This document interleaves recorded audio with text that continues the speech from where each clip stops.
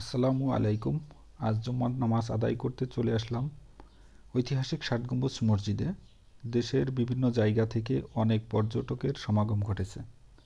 এখানে পরিবেশটা অনেক সুন্দর, ফুলে ফুলে মুখরিত ষাট গম্বুজ মসজিদ।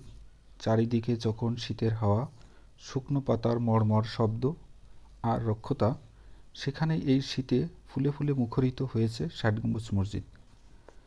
যেদিকেই তাকাই সেদিকেই বৈচিত্র্যের সব বর্ণাঢ্য ফুলের সমারোহ। চলুন দেখতে থাকি ষাট গম্বুজ মসজিদ।